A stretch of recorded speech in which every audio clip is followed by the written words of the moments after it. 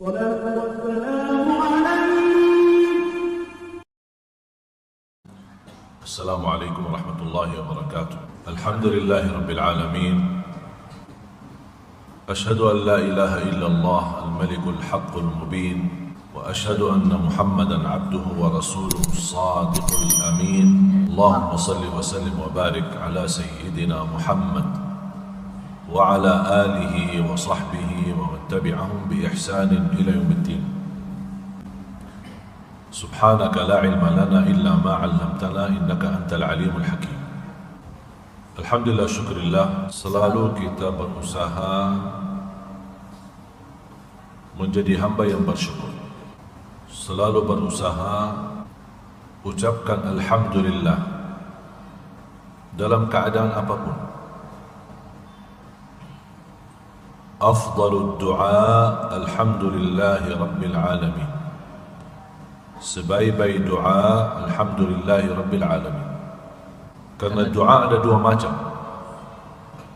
doa ibadah dan doa masalah. Doa ibadah isinya memuji Allah tanpa minta, tidak meminta apa-apa, cuma memuji Allah. Dan ada satu kalimat yang mewakili segala pujian. Kalau ada orang awam dah hafal Asmaul Husna, tidak mengerti kata-kata yang terindah, tidak mampu memuji Allah dengan pujian yang sempurna, satu kalimat mewakili semua pujian. Alhamdulillahi Rabbil Alamin. Segala puji bagi Allah. Dan itu doa memuji Allah, termasuk doa bermunajat kepada Allah tanpa minta. Yang kedua, doa masalah. Doa masalah yang isinya meminta.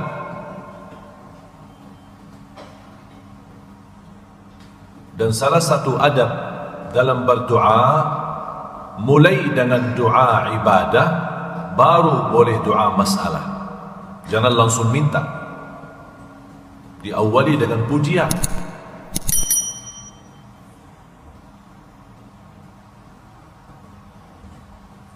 Jadilah seperti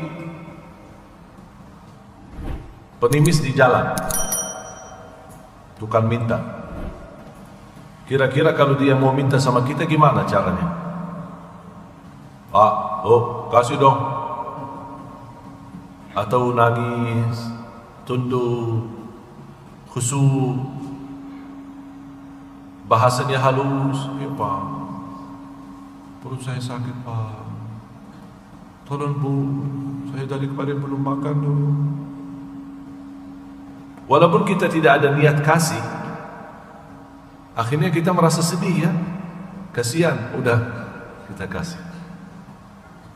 Kata Umar bin Khattab radhiyallahu anhu, jadilah seperti anak kecil ketika meminta sama Allah. Anak kecil kalau meminta sesuatu sama orang tuanya, tidak pernah putus asa. Mutar sana sini, bolak balik, nangis, buat dirinya, lempar sini, tariak-tariak, tak pernah berhenti sampai dikasih. Kadang-kadang ibunya bosan, agar dia diam, udah ambil HP-nya, main sana. Jadilah seperti anak kecil kalau meminta sama Allah.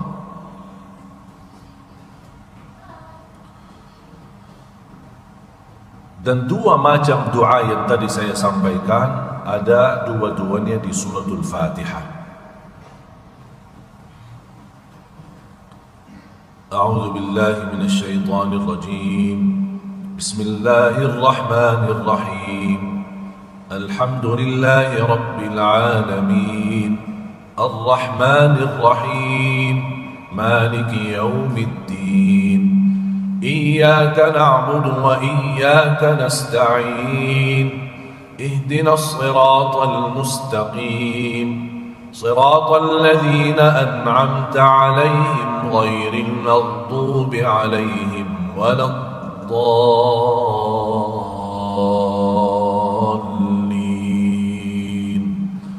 آمين. surah yang paling agung di dalam Al-Quran. A'zamu suratin fil Quran, Al-Fatihah. Ayat yang paling agung di dalam Al-Quran, ayat kursi. Jadi ada surah yang paling agung, ada ayat yang paling agung. Surah yang paling agung suratul Fatihah. Pembukaan Al-Quran, Ummul Kitab, Ummul Quran, Fatihatul Kitab, Al-Fatihah, Al-Raqiyah, Al-Syafiyah, Al-Waqiyah. Banyak nama-nama suratul Fatihah. Penyembuh, mencegah, perlindungan, ruqyah, Al-Fatihah, Ummul Quran, Ummul Kitab, Fatihatul Kitab. Dan tidak sah salat kita tanpa suratul Fatihah. Bahkan salah satu nama daripada suratul Fatihah, As-Salah.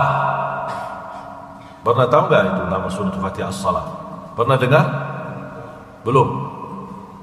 Terus selama ini belajar apa? Hadis yang diriwayatkan Imam Tirmizi,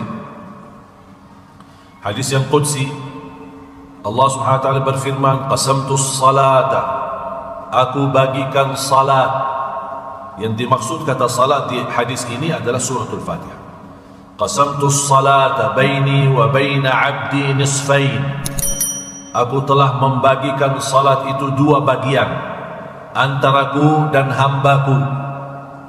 Jadi separuhnya untuk Allah, separuhnya untuk hamba Allah. Fa idza qara'a abdi, ketika hambaku, kata Allah, dia membaca alhamdulillahi rabbil alamin, qala Allah hamadani abdi.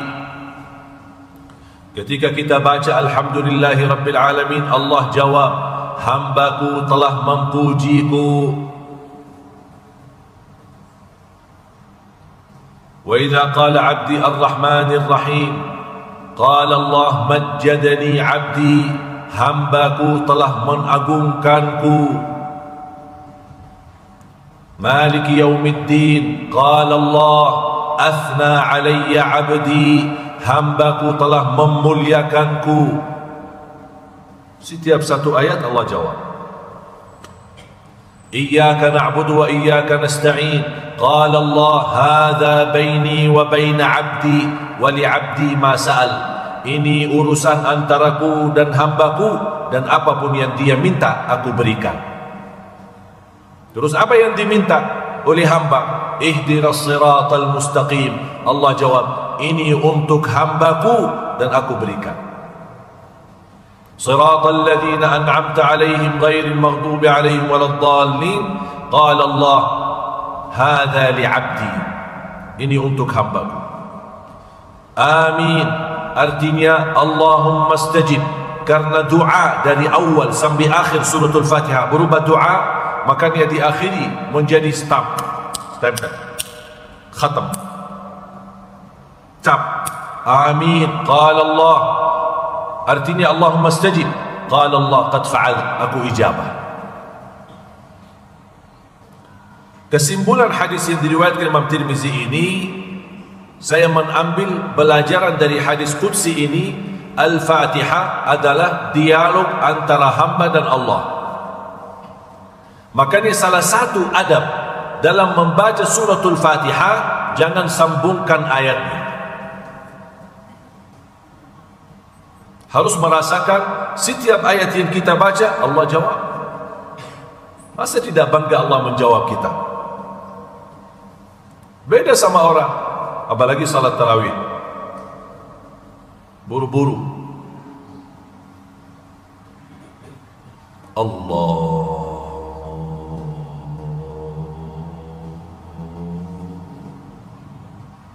Akbar. Ini ada, tak tahu saya ini kenapa ini. Baru taruh. Pas saya dengar takbir begitu panjang, nampaknya imam ini khusyuk. Bismillahirrahmanirrahim, alhamdulillah, astagfirullah, saya kaget. Kok ada apa? Baru enak, kenapa buru-buru? Satu nafas habis suratul Fatihah.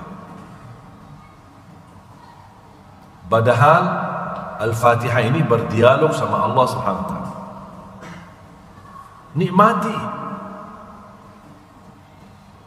Alhamdulillahi Rabbil Alamin.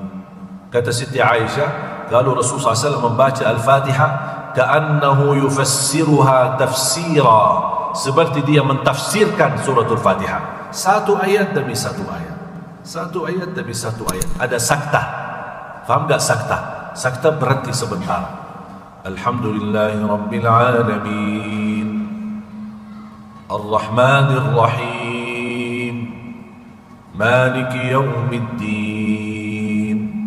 Saya suka Syekh Hudzaifah ketika baca karena dia terapkan hadis ini. Enak Syekh Hudzaifah. Iyyaka na'budu wa iyyaka nasta'in. Ihdinas siratal mustaqim.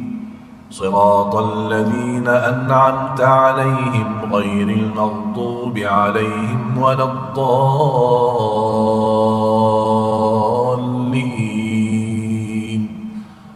آمين. Beliau sekarang diangkat, diberikan penghargaan imam yang tertua, senior. Dan saya belum tahu ada imam selama di Masjid Nabawi dan juga pernah kesempatan jadi imam di Masjidul Haram selama seperti beliau. Saya masih sekolah SD, dia masih dulu jadi imam. Dan Masya Allah luar biasa sihat. Berapa kali beliau sempat sakit, masuk ke rumah sakit. Dan saya kenal beliau satu-satunya karena anak-anak beliau semuanya teman sekolah dari SD, SMP sama saya, termasuk Syekh Ahmad Hudzaifah. Syekh Ahmad Hudzaifah anak beliau yang diangkat menjadi imam lagi. Istiqamah. Mungkin ada lebih dari 40 atau 50 tahun menjadi imam. Anugerah luar biasa. Jadi suratul Fatihah berupa doa dan dialog sama Allah Subhanahu wa taala. Rasulullah SAW pernah di saat duduk bersama malaikat Jibril dan ada beberapa sahabat, terdengar suara dari langit, suara kencangan seperti ada satu pintu kubuka. Suara-suara pintu sedang dibuka. Tapi suara yang dari langit pintu dibuka itu terdengar di bumi, didengar oleh para sahabat dan oleh Rasulullah SAW. Rasulullah SAW tanya sama malaikat Jibril, apa ini? Suara apa ini? Malaikat Jibril menjawab, ini pintu di langit yang keempat, baru kali ini dibuka, tidak pernah terbuka sebelumnya. Dan turunnya malaika ke bumi, tidak pernah turun malaika itu sebelumnya. Dan begitu selesai malaikat Jibril berbicara dengan Nabi Muhammad, malaikat sudah sampai.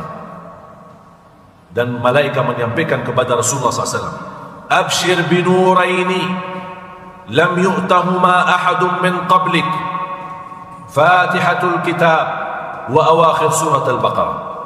Beritalah gembira untukmu dan umatmu, tidak ada umat dan nabi sebelummu yang mendapatkan berita itu. Dua cahaya, suratul Fatihah dan ayat terakhir daripada suratul Baqarah, lillahi ma fis samawati wa ma fil ardh.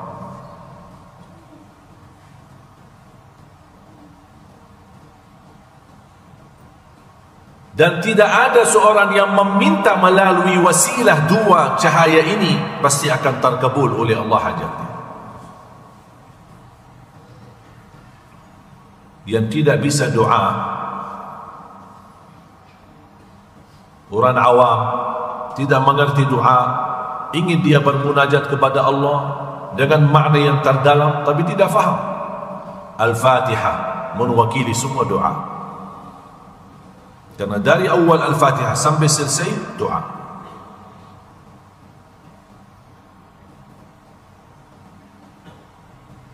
termasuk ayat terakhir daripada surat Al-Baqarah. Juga isinya berdialog sama Allah.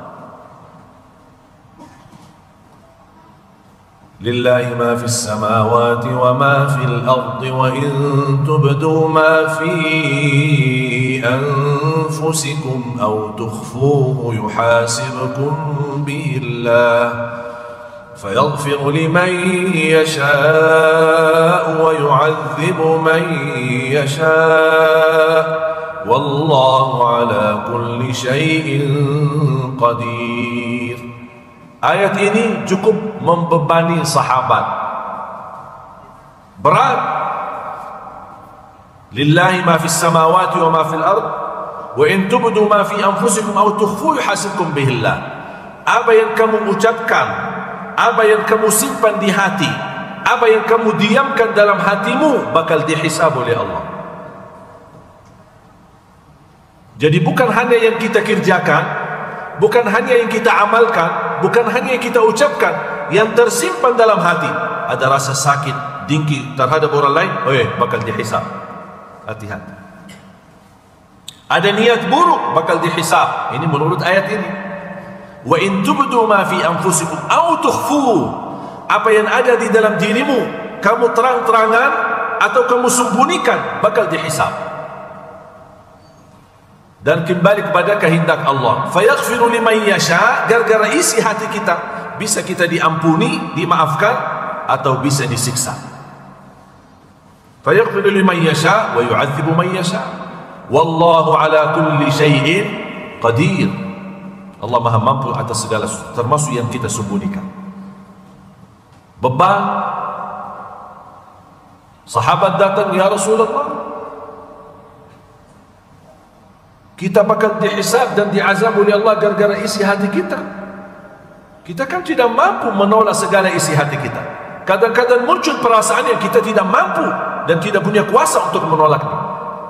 Gimana ya Rasulullah? Rasul diam. Ini perintah. Rasul tidak pernah menolak apapun yang datang dari Allah. Rasulullah SAW patuhi dan taat walaupun berat.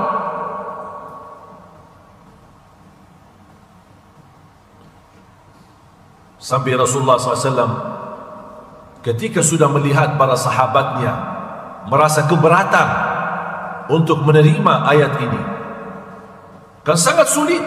Cuba bayangkan Bapak Ibu kalau kita dihisab isi hati kita. Sekarang kita dudukkan di majlis berbagai macam isi hati Bapak Ibu.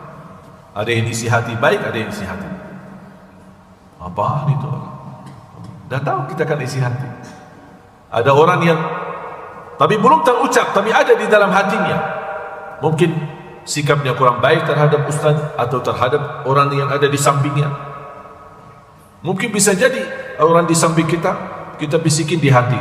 Apaan itu? Saya kenal orang, tidak pernah datang ke masjid, kok sekarang datang. Kenapa ini? Bisa tidak terjadi itu? Padahal kita tidak ingin, kita ingin menolak hal itu, tapi punya kuasa terhadap hati. Kita tidak punya kuasa sama untuk, tapi kita punya kuasa lidah, punya kuasa tangan, punya kuasa kaki. Ketika kita ingat Allah, kita tidak berani ucapkan kata-kata yang membawa kemurkaan Allah atau menyakiti orang lain. Karena kita ingat bersabda Rasulullah SAW, "Man kana yu'minu billahi wal yawmil akhir falyaqul khairan aw liyasmut." Barang siapa yang iman kepada Allah dan hari akhir, berkatalah yang baik atau diam. Berarti perlu kita fikir dulu apa yang kita ingin ucapkan. Kalau baik, teruskan. Kalau tidak baik, diamkan. Sekarang kita terlalu terlanjur bicara, ngomong, dan diam. Akhirnya kena hati orang lain, tersakiti, dinyakiti. Sekarang ada kerja ambak, harus minta maaf, minta tabayyun, datangin orang. Kalau kita diam, tidak ada kita perlu minta maaf sama orang.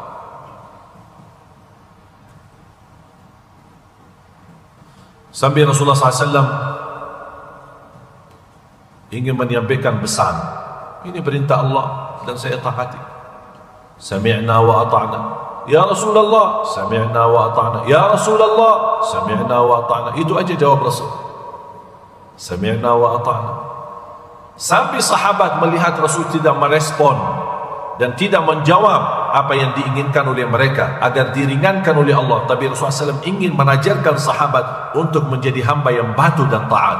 Sami'na wa ata'na, sami'na wa ata'na. Akhirnya sahabat ikut.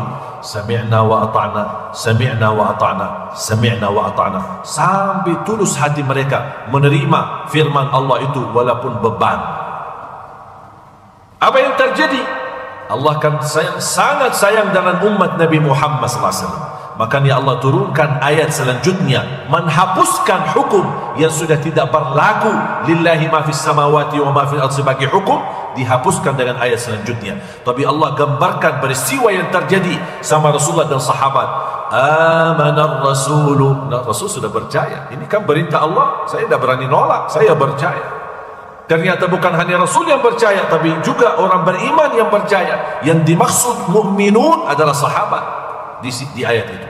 Amanar rasulu bima unzila ilaihi min rabbih. Siapa? Wal mu'minun. Ini sahabat. Mereka sudah percaya. Awal langkah mungkin berat, tapi karena diikuti apa kata Rasulullah.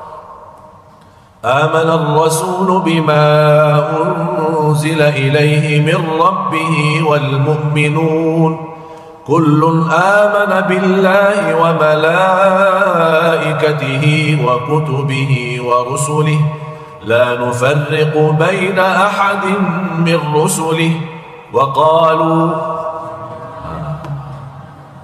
Berarti yang terjadi ketika turun lillahi ma fis samawati wa ma fil ard, Allah gambarkan di ayat selanjutnya. Waqalu, siapa waqalu? Siapa yang berkata-kata? Nabi Muhammad dan sahabat. Waqalu sami'na wa ata'na.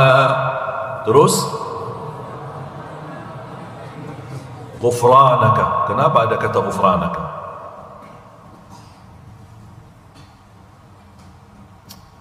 Harus belajar bahasa Arab atau nikah sama orang Arab?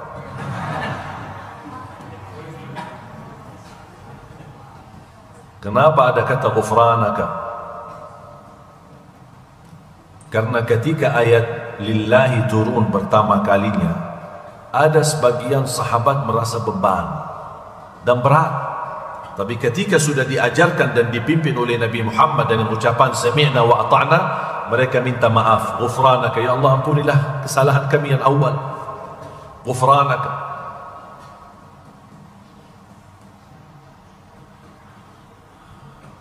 Ghufranaka Rabbana wa ilaika.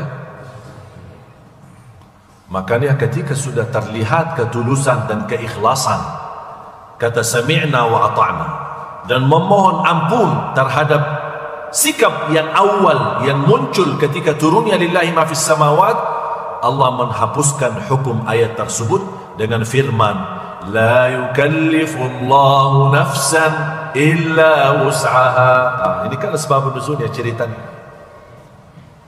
Laha ma kasabat wa 'alaiha maktasabat. Sudah tidak lagi dihisab isi hati kita.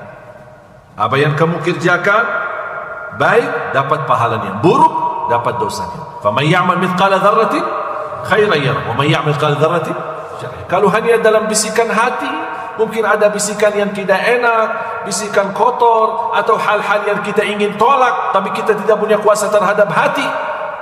Tenang, Allah maafkan. Selama belum dikerjakan.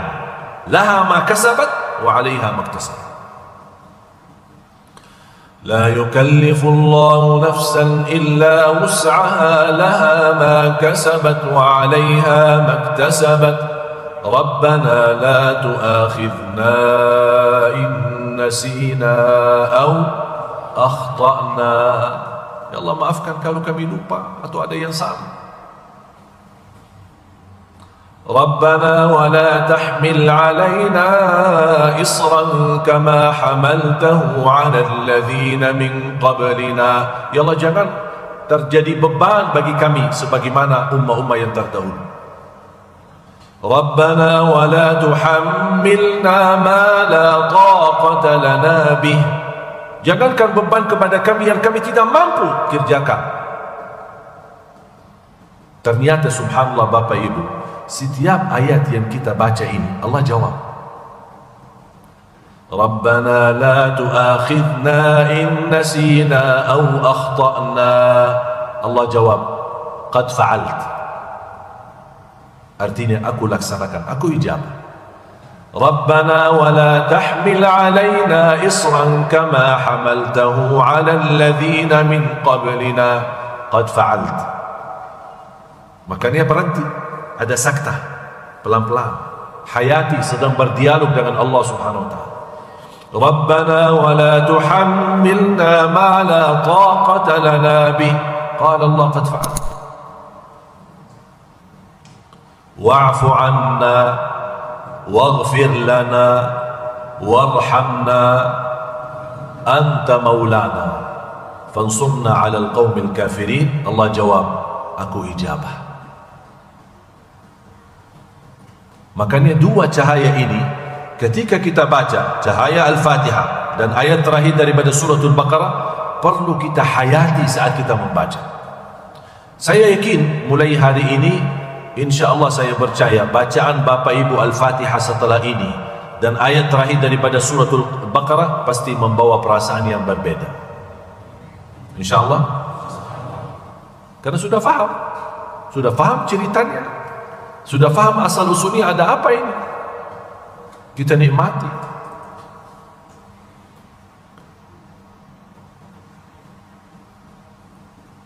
Dan Allah Subhanahu wa ta'ala mengakhiri wa'fu 'anna waghfir lana.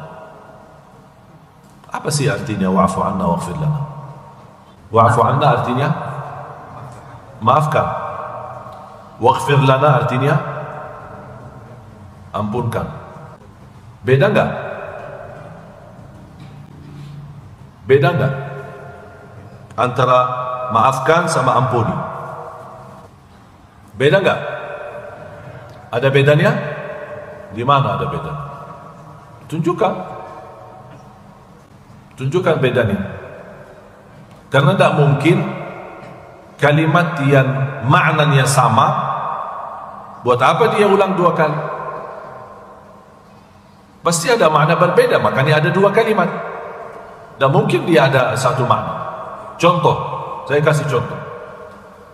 Bismillahirrahmanirrahim. Alam nashrah laka sadrak wa wada'na 'anka wizrak alladhi anqadha dhahrak wa rafa'na laka dhikrak fa inna ma'al 'usri yusra inna ma'al 'usri yusra. Kalimat sama, terulang berapa kali? Beda makna atau tidak? Sama atau tidak? Walaupun kalimatnya sama, tapi maknanya beda. Tak ada di dalam Al-Quran dua kalimat diulangi berkali-kali, padahal kalimat itu sama, bentuknya sama, isinya sama, tulisannya bahkan tulisannya pun sama. Karena Al-Quran itu tidak bermain-main mengulangi kalimat, tapi ada tujuan dan hikmah yang kita belum tahu. Kalau dalam bahasa Arab, ini ilmu buat Bapak Ibu, kalau ada kalimat terulang dua kali dengan menggunakan alif lam, apapun kalimat menggunakan alif lam dalam bahasa Arab dan dibawakan kalimat itu dua kali, al-usr fa inna ma'al usri wa inna ma'al usri. Nah, sama persis, alif lam ain, alif lam, dua-duanya alif lam. Artinya satu. Faham? Setiap kalimat diulangi dua kali dengan gunakan alif lam, al-usr maknanya satu. Tapi kalau ada kalimat diulang dua kali tanpa alif lam, tidak ada alif lam, maknanya beda. Yusra, dua kali kan, tapi ada alif lam enggak? Tidak ada alif lam, berarti maknanya beda. Allah ingin berikan pesan apa? Setiap kesusahan ada dua jalan kemudahan. Musibah apapun, sebesar apapun yang Bapak Ibu hadapi, Allah sudah takdirkan ada dua jalan, minimal ada dua jalan kemudahan dan jalan keluar dari masalah yang kita hadapi. Berarti ayat ini saya selalu berikan amalan ini bagi orang yang lagi stres, lagi galau, sampai pusing masalah ini gimana solusinya. Saya suruh baca suratul Insyirah, baca dengan hadirkan kalbu, dan ulangi fa inna ma'al usri yusra. Kesulitan yang saya hadapi satu, tapi Allah berikan janji ada dua jalan kemudahan. Tapi mendapatkan jalan kemudahan ada proses sabar. Pasti ada jalan kemudahan. Tak mungkin kesulitan selama-lamanya. Tak mungkin ujian selama-lamanya, termasuk corona bakal selesai. Yang namanya sulit dan bahaya menghadapinya, kehilangan rasa iman. Ini bahaya. Selama masih iman, semua masalah ini kecil. Tapi masalah yang betul besar, kalau sudah kita tidak peduli agama.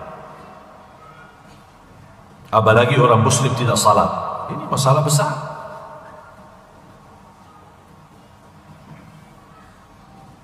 Kembali lagi, wa'fu anna waghfir lana. Walaupun intinya dan tujuannya sama-sama ampunan, tetapi kata afu lebih tinggi daripada kata maghfirah. Makanya di bulan Ramadan, apa kata Rasulullah kepada Siti Aisyah? Kalau sudah masuk 10 malam akhir Ramadan, berbanyalah Allahumma innaka afuwun tuhibbul afwa fa'fu anni.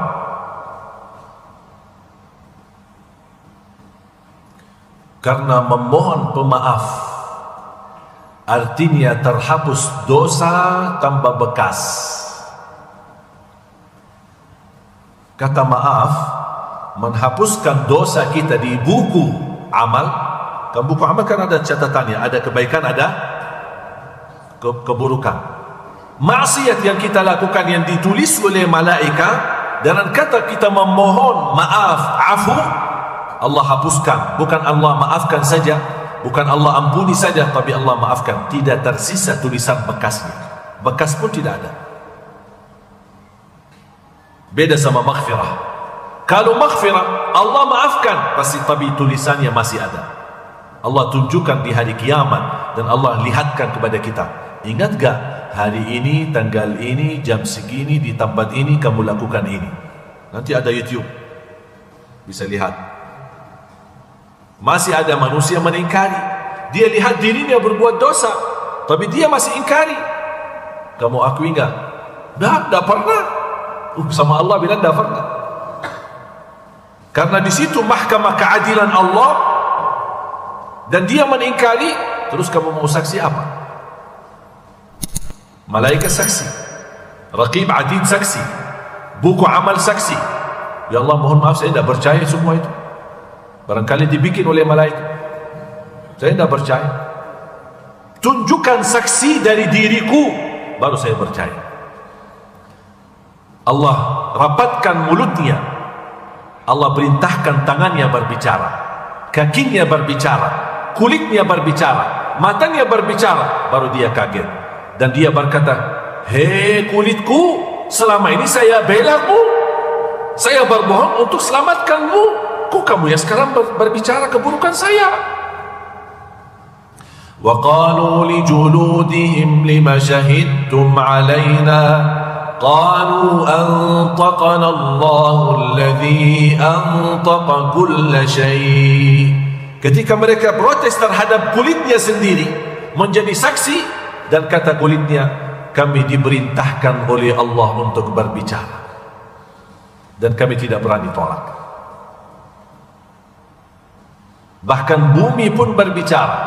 Idza zulzilatil ardu zilzalaha wa akhrajatil ardu athqalaha wa qala al insanu ma laha yawma idzin tuhaddithu akhbaraha. Memberikan berita-berita. Bumi memberikan berita. Makanya ketika ulama memahami ayat ini suratul Zalzalah, dia berbanyak pindah posisi ketika salat. Salat wajib di sini, kalau salat sunnah dia pindah ke sana, pindah ke sana. Buat apa? Memperbanyak saksi bumi dalam kebaikan.